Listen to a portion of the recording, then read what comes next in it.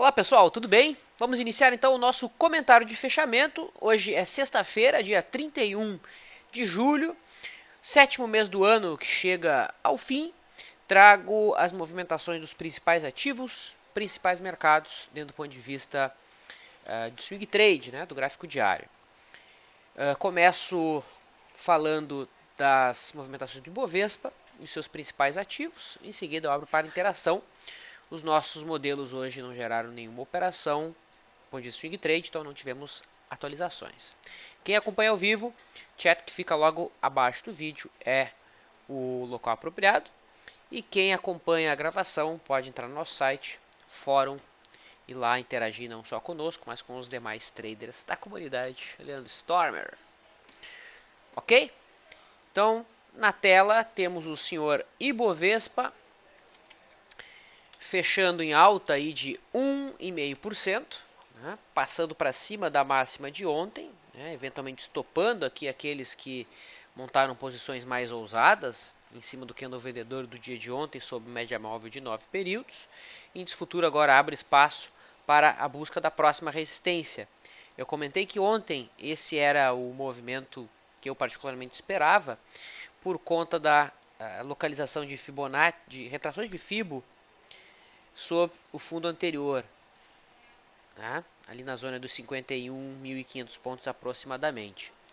Além disso, o Ibovespa no gráfico semanal vai fechando com aquela barra compradora que havíamos proposto no começo da semana, aqui no artigo que fez a leitura das ondas de Elliott, né?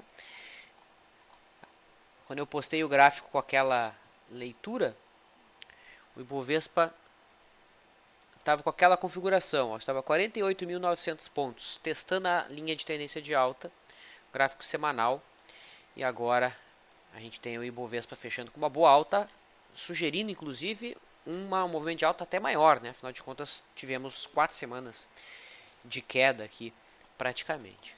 Tá? Bom, o gráfico semanal será abordado pelo Stormer mais tarde no Chat Position.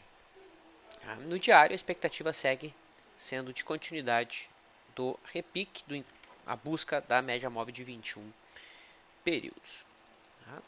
No intraday do dia, tivemos o índice futuro gerando uma belíssima operação na ponta compradora. O índice futuro abriu em gap de alta, fechou esse gap, formou o que nós chamamos aqui de primeiro movimento. Primeiro movimento acionado no candle das 10 horas e 45 minutos. Então aqui um belo exemplo do porquê a gente não dá bola para o tipo de candle que rompe, né? Esse modelo principalmente. Perceba que foi um candle feio, bizarro, não importa. Tá? Fechou acima do máximo primeiro movimento, o trade foi acionado, o mercado se moveu positivamente, high low, tirou em seguida a gente da posição. Quanto ao dólar, o dólar hoje demonstra bastante força, né? O contrato em ocasião é o WO-U15, então temos aí a virada de contratos. Tá? Aqui no gráfico não ajustado, a gente tem o dólar novamente tocando na zona de resistência dada pela linha de referência. O dólar que não fez uma correção muito ampla, né? Embora a gente conseguiu se aproveitar desse movimento, parte dele. O dólar volta a agredir a linha de referência do canal e vai fechando com uma forte alta dentro do gráfico semanal e principalmente dentro do gráfico mensal, né? O dólar ficou 4 semanas de lado, 4 meses de lado, rompe e abre espaço para a continuidade do movimento altista. No intraday, WDO-U15, né, o contrato que a gente passa a operar a partir de hoje no intradiário, não gerou nenhuma operação. O dólar que abriu em gap de alta, passou para baixo da linha d'água, passou para cima, então a partir desse candle aqui, tínhamos um cenário de dia Search and Destroy, acabou não sendo, né, foi um dia direcional, mas pelo menos não corremos riscos desnecessários. É hora de falar das commodities. Comento que a situação do milho, que toca uma zona de suporte dada por topos anteriores, a linha de tendência de baixa, rompida também sendo testada. Milho marca um fundinho nesse ponto, nesse patamar de preço. Quem opera por média móvel de 9 já se vê encurralado ali, né? Tentação de encerrar a posição antes, afinal é um sinal de compra que foi confirmado, né, a superação da máxima de ontem, embora a saída por esse modelo se dá somente quando a média virar para cima. o milho que no semanal vai deixando uma sombrinha em cima da cabeça aí do pivô de alta.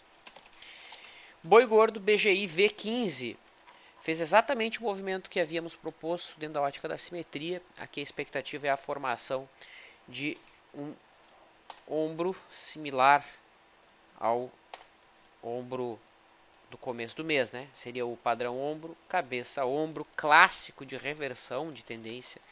E isso combinado com uma linda e bela contagem de 1, 2, 3, 4, 5 movimentos para baixo, né, das ondas aí de Elliott. Okay. Seria aí o movimento do boi, que já rompeu a sua LTB no indicador aqui no FR, né? Então aqui o Advanced Break Up abre uma grande probabilidade da LTA dos preços ir pro saco também.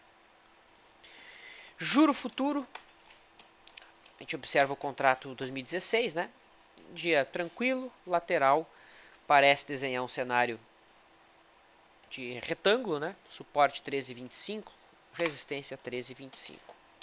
Dow Jones, DJI, dia de queda, dentro de um cenário mais lateral, tem simetria aberta positiva, até porque o índice primo dele, né, o DJT, acionou um pivôzinho de alta no gráfico diário, rompeu LTB, tem espaço também para pelo menos teste aqui da próxima resistência, que é uma confluência aqui de vários fundos anteriores. Tá? Em relação às posições que estão em aberto, há uma posição aberta em Klabin, dentro do método Leandro, superando máximas aqui, né, marcando agora, renovando, né, os zigue-zagues ascendentes, já eram ascendentes, simplesmente temos um topo mais alto sendo esperado. Tá? RP 21,58 deve ser tocada semana que vem, pelo menos essa é a expectativa. Tá? No semanal, o movimento da Klabin. Dentro do método Leandro é isso. Método Stormer, a posição que há em aberto é VEG, que tem então a máxima das últimas duas barras, que não foi tocada, né, em R$19. Na segunda-feira, a máxima de hoje será o objetivo. Tá bom? Alguns papéis que eu comento. Rapidamente, então, STC3 apresenta aí uma forte queda no dia de hoje, mais de 5%. O papel vai perdendo a mínima do ano, abrindo espaço para continuidade desse movimento. Próximo suporte agora relevante fica na máxima aqui do ano de 2011, né? Embora suporte por simetria somente na faixa dos R$5, né? 9 e 11 e R$5, suporte de longo prazo. A gente pode até agora traçar um canal de baixa e percebemos que a linha de referência está bem distante do ponto atual. As empresas do setor de educação apanharam bastante, né? Principalmente ontem. Hoje quem apanhou foi STC3. PEMAN em queda, deu sequência ao movimento, tá? Na semana, queda de 24% após ir em encontro que é a LTB primária. BRKM5, Braskem, vai fazendo um zigue-zaguezinho ascendente no gráfico diário, né? Mini zigue-zague, encontra a média móvel de 21 períodos como resistência. No gráfico diário não tem uma tendência tão bem definida, né? Porque o zigue-zague é ascendente, a média aponta para baixo, o preço está abaixo da média, então isso gera uma certa confusão. No gráfico semanal, perceba que o papel briga aqui com esse suporte da faixa dos 10,90, né, que foi resistência no ano 2000, suporte em 2004, suporte em 2006, suporte em 2010, suporte em 2012 e suporte agora no começo de 2015. Voltou a ser testado. A superação da máxima dessa semana abre espaço eventualmente para o mercado ir em busca, num primeiro momento, da resistência em 15,50 e eventualmente R$20 seria alvo de prazo maior para Braskem. Lembrando, essa é a leitura de gráfico semanal. Tá? Diário, a situação um pouquinho mais nebulosa. CSNA3, abrindo espaço para a continuidade do repique. Gráfico semanal, temos uma barra branca depois de nada mais, nada menos 11 semanas de queda. Tá? Então a superação da máxima dessa semana na semana que vem abre espaço para uma correção um pouco mais ampla, eventualmente, nesse ativo. A própria Goal também está tentando deixar um candlezinho de dúvida aí, né? Embora não é um sinal tão forte quanto o da CSNA3. E com a Uzi Minas eu termino de comentar aqui o setor de siderurgia. Também vai deixando o candlezinho branco, tentando marcar um fundinho aí no gráfico semanal. Embraer voltou para dentro da congestão. O papel ontem chegou a cair 9, quase 10%. Voltou para dentro da congestão, estopou todo mundo que vendeu apavorado por conta de alguma notícia que saiu ontem. Sei lá eu que notícia que foi. Só sei que no semanal o papel vai deixando uma barra com uma bela sombra inferior em cima da LTA de longo prazo. Tá? Para fechar, Sula 11 vai rompendo resistência, um bonito rompimento com gap, obviamente que parte desse movimento é dividendo. Tem espaço aberto para busca da próxima resistência que fica logo acima em R$ 17,80. Tínhamos aqui uma bonita contagem, né? 1, 2, 3, 4, 5, correção ABC e retomada do movimento. Ó, tinha até a onda 1, 2 contadinhas, aqui a onda 3 e quem está em curso agora, seguindo aí a contagem, né? Quem está em curso agora seria a onda 4. Tá? Não trabalhamos uma entrada aqui porque o mercado já vem subindo há 5 dias seguidos. Isso sem dúvida aumenta o risco, embora a expectativa técnica seja positiva. Mercado comentado, é hora de abrir para as perguntas.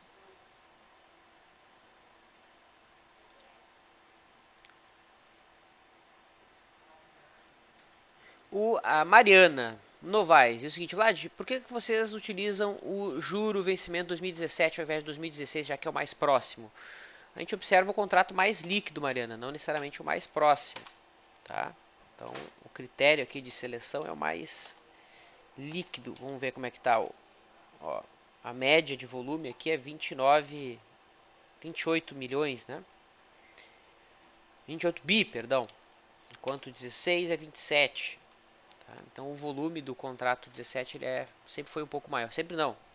Desde o período que a gente utiliza o F17 é o maior, por isso que a gente utiliza ele. Tá?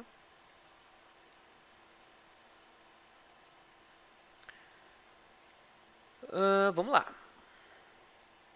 Surfista manhoso. Vlad, na sua opinião, qual o gráfico do diário usar no dólar? Ajustado ou não ajustado? Seria mais adequado para avaliação de day trade?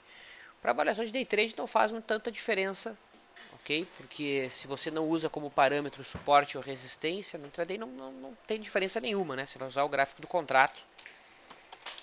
Tá? E aí o gráfico do contrato vai ter as suas próprias resistências e suportes. Nele não há nenhum ajuste, né? O contrato que há ajuste é o gráfico, não é o contrato. O gráfico que há ajuste é o gráfico perpétuo, que ele é a combinação dos contratos, né? Um contrato sendo colado no outro. Eu uso gráficos não ajustados, porque eu gosto de observar os pontos de memória de mercado, ok? Os pontos em que o mercado virou no passado. Então eu uso o gráfico não ajustado. Mas isso é uma questão de gosto, não tem certo, não tem errado. Ok? Não há consenso em relação a esse tema. Obi-Wan pede uma avaliação de Petrobras. Dá uma olhadinha então no gráfico da Petro. A Petro que no gráfico diário encontrou a zona de resistência que a gente havia traçado, se eu não me engano, na quarta-feira, né? Deixei até em amarelo aqui os pontos de resistência mais importantes. Primeira resistência o mercado tocou ontem. Hoje deixou um dojizinho aqui nesse ponto. No diário a tendência é de baixa, perda da mínima seria argumento de venda. Eu não fico à vontade com uma venda nesse ponto, até porque no semanal a gente está tendo uma barra compradora que abre espaço para altas nas próximas semanas. Tá? Isso vai ser comentado, reitero, pelo Stormer em seguida. A média móvel de 9 está virada para cima. Próxima média, que é objetivo quando a média de 9 é rompida, é a média móvel de 21. Tá? E eu vejo a Petro já finalizando aqui esse ciclo de baixa. Tá? Eu só mudo de ideia se o mercado perder esse fundo aqui em 9,40. Enquanto isso não acontecer, para mim, esse ponto aqui é fundo de Petrobras. Tecnicamente falando e baseado em ondas de Elliott. Para mim, essa ABC aqui já foi finalizada. Tá? No diário, essa é a avaliação de Petro. Vou já para Vale 5, né? Solicitado aqui pelo Simon. Vale 5 no gráfico diário, vai deixando o candlezinho comprador, depois da forte barra vendedora de ontem. Foi uma barra que da máxima mínima, né? Teve variação de nada mais, nada menos que 10%. Desde 2008 a gente não viu uma amplitude tão grande, né? De máxima mínima, somente em 2008 a gente teve variações tão amplas assim, ou seja, não é comum a Vale fazer esses movimentos de máxima mínima. Tá? A barra de ontem era um sinal sim vendedor, em cima da zona de resistência, em cima da... tocando, né, média móvel de 21 períodos, era uma barra elefante, a perda da mínima acionou essa barra, operar ou não esse sinal, aí é pessoal. Tá? Na minha leitura não compensava o risco, colocar um stop acima da máxima, era 12% de risco para buscar um alvo de 4,7, bem desconfortável, pelo menos dentro da nossa visão. Tá? Vale 5 vai deixando uma barra estranha aí no gráfico semanal com uma longa sombra superior. Se fechasse bonito essa semana, a gente poderia trabalhar com uma boa convicção de sucesso a formação de um fundo de prazo maior nesse papel. Não é o caso. Tá? Quem tem o papel, aproveita os sinais de FR2 acima de 90 para lançar coberto. Como houve aqui no dia 29, né? FR2 estava 91.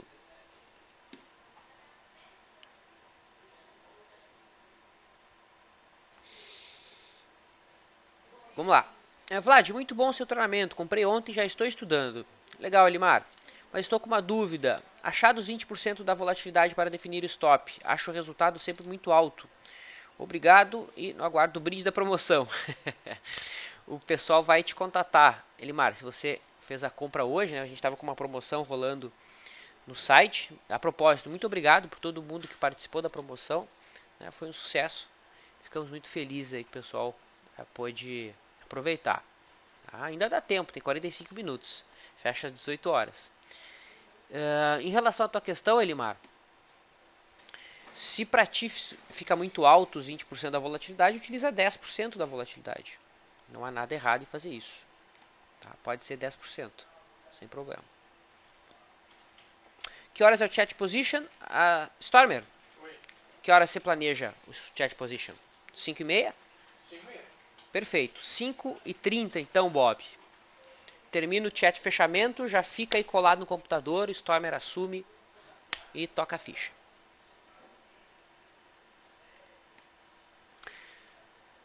Tudo jóia aqui, tá? E você? Comigo tudo tranquilo. O Fernando diz o seguinte: Vlad, você acredita que uma compra em GPA já está atrasada? Já está atrasada uma vez que o semanal superou a máxima do pullback? O diário fez um pivô de alta hoje. Vamos dar uma olhadinha no GPA. Esse é um pivô de alta. Tinha alguém questionando, né, sobre o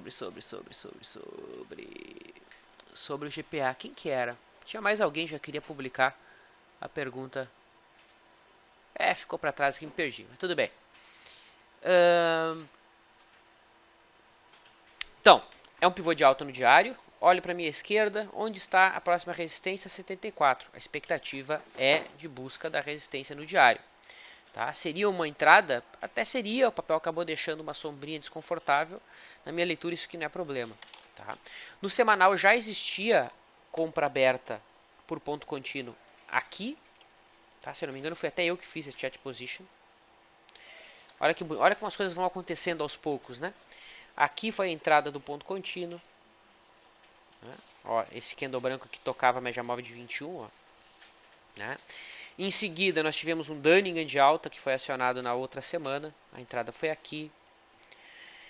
Depois, a média móvel de 9 virou para cima. Aí a entrada foi essa semana.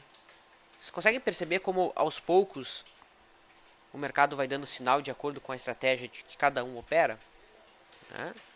Então, no semanal não vejo agora o que fazer. Tá? Mas no diário, eu acho que dá para fechar um olho aqui. E se for para trabalhar o stop, colocaria abaixo da mínima de ontem, abaixo de 57,40. Tá. O GPA é compra dentro do método Leandro, é uma compra possível. Não oficializamos como uma entrada, é uma compra possível. Não oficializamos por conta da sombra e porque já acabou o pregão, né?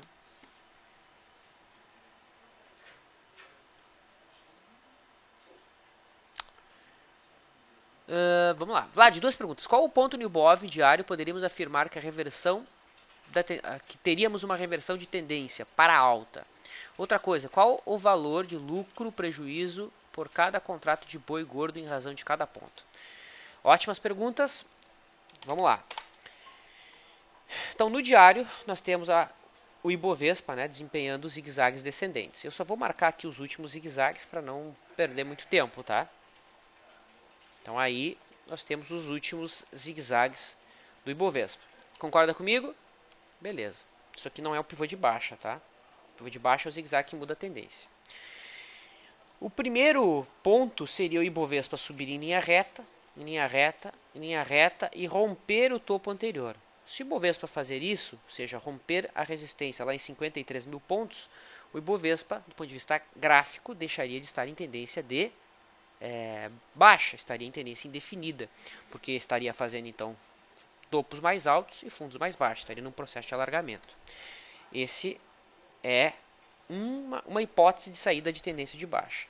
A outra hipótese seria o mercado seguir em alta por mais alguns pregões, corrigir, todo mundo esperando que o mercado retomaria a tendência de baixa, mas ao invés de fazer isso, o Ibovespa monta o velho pivô de alta, né, o zigue-zague ascendente. O pivô de alta é o zigue-zague que muda, é o primeiro zigue-zague que muda a direção, né, dos antigos zigue-zagues de baixa. O primeiro zigue-zague altista passa a ser um pivô de alta. Essas são as técnicas grafistas, tá? Existem outras técnicas para definir tendência, como o Tree Line Bar, tá? E o Tree Line Bar do Ibovespa atual estaria aqui em 51.070 pontos. Tá? O Tree Line Bar ele é uma técnica um pouquinho mais objetiva, né? Onde a gente pega o último fundo, a menor mínima que foi feita, e encontra as últimas três máximas. Na realidade não é nem aqui, é aqui, ó, é em 51.485. Então aqui é a menor mínima, eu vejo as últimas três máximas. Então aqui uma máxima, duas máximas, aqui é a terceira máxima. Então acima desse ponto é que pelo Tree Line Bar o Ibovespa estaria em tendência de alta. Então esse é um ponto que a gente pode deixar ali como alarme para observar no futuro. Coincidentemente, esse ponto é exatamente o fundo anterior, que é a resistência, é a retração de 618. Tá? Então eu vejo esse movimento aqui, deixa eu botar em outra cor, em amarelo aqui, como bastante provável para semana que vem. No mínimo 51,5 a gente deve tocar. Tá? Agora, se a gente vai seguir em linha reta, se a gente vai dar uma recuada, aí é impossível saber, né? Em relação ao boi, o boi é muito simples, Ripper. Você pega a cotação do boi e multiplica por 330. Então, são 330 arrobas, né? 144,79 vezes 330. Então, um valor de um contrato de boi equivale a exatamente 47.780. Você não precisa se preocupar em fazer isso na mão toda vez que você quiser operar. No nosso site tem uma planilha, tá? Lá na central de planilhas. Deixa eu botar aqui para vocês. Tenho falado dessa planilha seguido, né? Então aqui em materiais, planilhas, e ali é a planilha 3, ó, mercado futuro e margens. Aí você pode verificar os contratos mais líquidos, os vencimentos, horário de negociação, margem de garantia e uma calculadora de risco. Ela te dá exatamente quantos contratos você pode comprar, quantos não pode. Eu gosto bastante daquela planilha.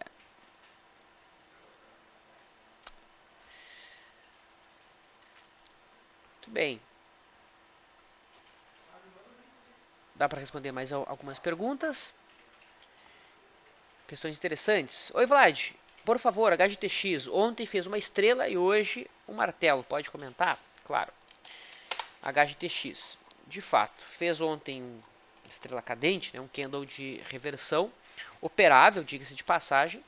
Porque era um candle vendedor em cima de uma zona de resistência, né?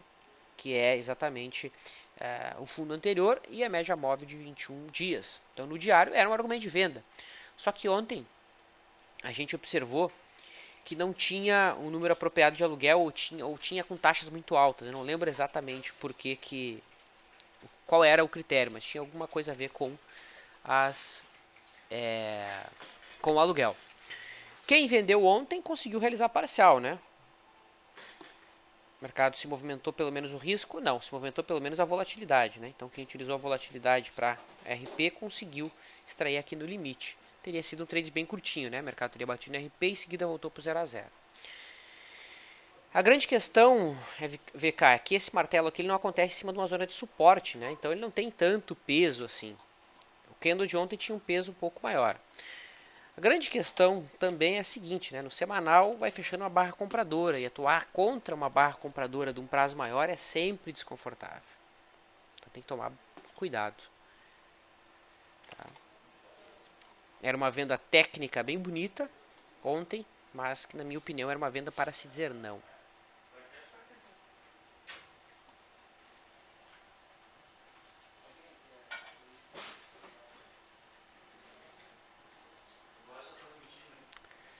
Muito bem.